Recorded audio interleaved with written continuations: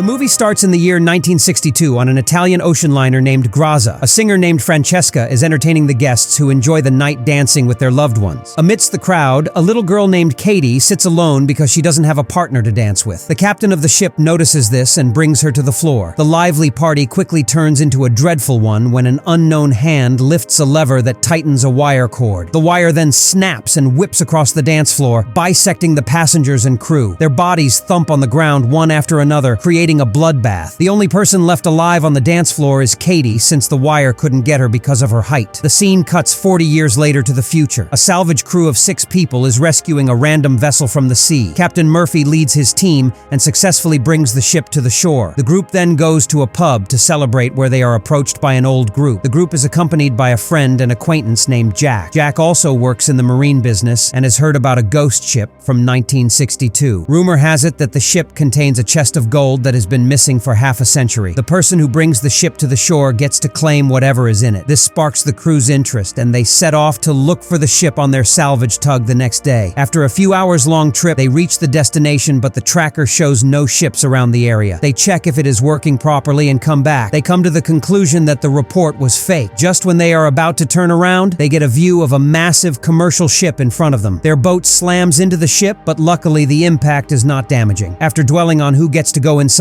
first, Jack and a crewmate, Greer, stay behind while the other 4 enter the ship. Only seconds after their arrival, the group starts experiencing paranormal activities. First, they hear random noises. Then they see things moving through the dark corners. They blame it on the wind and keep moving. But behind them, a Scrabble moves on its own and forms the words, "Welcome aboard." When they are on the upper deck, one of the crew members named Munder falls into a hole, but he is saved by the only woman in the group, Maureen. As she tries pulling him up, the little girl, Katie, suddenly appears in the background. She disappears within seconds, not giving Maureen a chance to comprehend. The incident makes her feel uneasy, but she doesn't tell anyone about it. A little further, the group discovers a digital watch on the floor. Since these kinds of watches were not a thing in 1962, they theorize that someone has been on the ship before them. After that, the captain decides to continue the search the next day, since the ship is massive. When Maureen is alone at night, Jack approaches her. He senses that she is tense after saving Munder earlier. Upon finding out about the little girl, Jack goes quiet for a few seconds. He seems to know something, but doesn't show it on the outside. Instead, he suggests Maureen sleep for some more hours to get rid of the hallucinations. The next day, the crew sits down to plan their next move. They have discovered that the ship is slowly sinking because of a damage to its base. They decide to stay in the water for 3 days to fix it and then return to shore with the entire ship. Without wasting much time, they continue their respective jobs in the different parts of the ship. Meanwhile, Maureen explores it and reaches the swimming pool area. She notices bullet marks on the wall, which is strange because they were told that all passengers died of drowning. While trying to climb out of the pool, she again comes face to face with Katie. Startled, she falls off the ladder and starts bleeding from her head. However, when she looks back up, Jack is standing in the place where Katie was seconds ago. The two walk away without noticing that Maureen's blood is disappearing. Soon, the bullet holes start oozing out blood, and the entire pool is filled with it. Ghosts don't have blood. After that, Jack and Maureen explore the laundry room and find another door that was not in the ship's blueprint. Upon opening it, they are pushed by a force of water, which also brings mutilated corpses out of the locked room. Both Jack and Maureen panic and try to run away. However, the door they came through locks on its own, leaving them no option but to go further into the ship. In the meantime, Captain Murphy ends up in the captain's lounge. He finds an opened bottle of alcohol, but while trying to take a sip, he sees the ship's actual captain in the mirror. The glass drops and shatters as Murphy runs away in fear. Unaware of the paranormal activities, Greer is minding his own business when he hears someone singing. It is Francesca, the same performer who was entertaining the passengers on board in 1962. Greer looks for the source of the sound, but gives up after a while. What he doesn't know is that the woman is watching him walk away from behind him. Somewhere else, Jack and Maureen come across a chest filled with blocks of gold. It is worth millions of dollars that everyone in the crew can take home. They excitedly gather everyone and show them the treasure. Now, they no longer need to repair the ship and can return home with just the treasure. In the following scene, everyone is loading the gold into their boat. The mechanic, Santos, is cleaning the engines, so they would be ready when they disembark. The boat is being towed by the crew, and the crew decides to leave. Behind him, someone deliberately leaks propane from a cylinder which causes an explosion. It results in Santos's death and the boat's destruction. Everyone is shocked and saddened by the unexpected death. Moreover, now they are stuck on the ship until they manage to repair it. Right before the explosion, Maureen had seen Katie again. It was as if she was trying to warn Maureen about the explosion but was stopped by someone. Maureen is shocked and says she is the one who killed Katie. She goes through the passenger registry and finds out her room number. On walking to the room, Maureen screams in shock. It turns out that Katie died of hanging as her decomposed corpse is still hung from the ceiling. After composing herself, Maureen comes closer and takes a necklace off Katie's corpse. Her spirit appears in the room and asks for the necklace. Maureen tries handing it to her, but it goes right through her palm. It is now clear to her that the little girl is not a human. Took her long enough. In the kitchen, 2 crew members find fresh meals. They do not question it before devouring half of the food. Initially, it tastes amazing, but after a while, they smell a horrible scent. On checking, they see that the food has turned into maggots. Both of them panic and start vomiting in disgust. Then there is Greer, who is in the ballroom. Everything is normal until all of a sudden, the place transforms into how it looked before the wreckage. The guests surround him and act like they are at a typical party. Moreover, Francesca seems to have extra interest in him. She flirts with the guy and manipulates him into kissing her even though he has a fiancé waiting for him at home. After the kiss, he is already too deep to back out. Francesca starts undressing while he follows her, hoping to end up in her room, but instead, he falls off a high platform and dies. This is a metaphor for where cheating gets you in life. The beautiful woman then shows her real, deformed face. In the meantime, Murphy is in the captain's room when suddenly a bottle of alcohol starts moving on its own. He looks at it closely, then finds the ship's captain sitting in front of him. The man offers Murphy some alcohol, much to his disbelief. The captain is not here to hurt him, but to have a chat. He tells Murphy about a lost ship named Lorelei. 40 years ago, when everything came down, the Lorelei ship was found by Graza, the ship they are on right now. But 2 days after finding the lost ship, Graza also tells Murphy that the ship is gone. The captain is shocked by the news. Murphy has handed a picture that leaves him in shock. Meanwhile, Katie and Maureen are also chatting in her room. The little girl reveals that everyone who died on the ship 40 years ago has been trapped in the ship. They cannot go to heaven because someone powerful is binding them to the ship. Now, the only way they can be released is if the ship is destroyed. Before Katie explains who the powerful person is, the walls in the room start changing colors. She panics and orders Maureen to run away before disappearing herself. Back in the swimming pool area, Murphy is looking for the rest of the crew. He has finally found out the truth about the ship's disappearance and wants to return to the shore as soon as possible. But on the way, he is attacked by several Santos, the guy who died in the explosion earlier. The hallucination seems so real that when Maureen approaches him, Murphy thinks she is also the ghost of Santos. He attacks her and does everything he can to end her life. Maureen somehow manages to stab him in the feet and save herself. A while later, Jack arrives and knocks Murphy out for their own safety. They put him in a drained fish tank and lock him inside. By now, the group doesn't care about the gold and just wants to return to land. They continue fixing the ship for the next few hours and finally get it done. Since Greer has still not returned from the lounge area, everyone is worried. While the guys do some last-minute checking, Maureen goes to look for him. She yet again comes across Katie, who shows her Greer's dead body. This time, the girl is adamant about showing Maureen everything that happened on the ship 40 years ago. She touches Maureen and brings her to the past. The ship is lively with people's chatter and laughs, but what they do not know is that the co-captain has convinced the entire crew to kill everyone on board for the gold they found earlier. The cooks mixed rat poison with the food, which killed the majority of the crew. Then, the dance floor massacre followed. The remaining survivors were shot dead in the pool. Poor Katie was dragged into her room and hanged to death. At last, the crew members ran to the treasure and started grabbing whatever they could, but the co-captain didn't allow that either. Joining hands with Francesca, he shot every single one of them. At last, the 2 of them were left before Francesca betrayed him and shot him in the head. It turned out her actual lover is a different man who was also the mastermind behind the entire massacre. After killing hundreds of people, they shared a passionate kiss, but the surprises did not end there. The man killed Francesca by releasing a hook that slashed into her neck and hooked her. In the end, the man is revealed to be none other than Jack. He is a demonic spirit of a dead sinner. His job is to make people sin and then kill them to bring their souls to hell. Everything makes sense to Maureen now because Jack was the one who told them about the ship in the first place. He also appeared out of nowhere when Maureen saw Katie in the pool. Moreover, he has been asking her to forget about Katie every time she told him about her. Maureen suddenly remembers Murphy, but when she reaches him, he has already drowned and died in the aquarium. She quickly goes goes to the others to warn them of the murderer on board. Munder is scuba diving in the flooded engine room to fix something. She wants to follow him, but the pipes fill with blood, indicating that he has also died. It turns out that someone pulled him into the gears and ground him to death. Now the only two people left are Maureen and the last crew member named Dodge. She asks him to keep an eye out for Jack while she places explosives on the ship. But when Dodge and Jack are alone, Jack plays games with his head and starts a fight. In a fit of rage, Dodge shoots him and assumes that he is dead. He then goes to Maureen, who has just finished setting the explosives. He tells her he killed Jack and that they can start a life together using the gold. Maureen thinks about it for a second and then asks him why he hasn't inquired about Munder, who still hasn't been found. It is then revealed that the person is actually Jack, who was trying to make Maureen sin. As long as this boat remains, the souls will never be let free. Jack knows that Maureen is a good person, so he offers to spare her life in exchange for her not interfering with his rules. But in response, Maureen detonates the explosives. Jack and the entire ship are blown into pieces while Maureen jumps off and saves her life. She is underwater, struggling to find a way out when Katie comes to her rescue. Finally, all the souls who died on the ship are let free. The next morning, a cruise ship finds Maureen floating on a box, and she is rescued as she is being taken away in an ambulance. She notices a crate of gold being loaded onto a cruise ship. Jack has somehow been resurrected and is planning to continue the cycle of sin. The movie ends as Maureen screams and the ambulance door closes.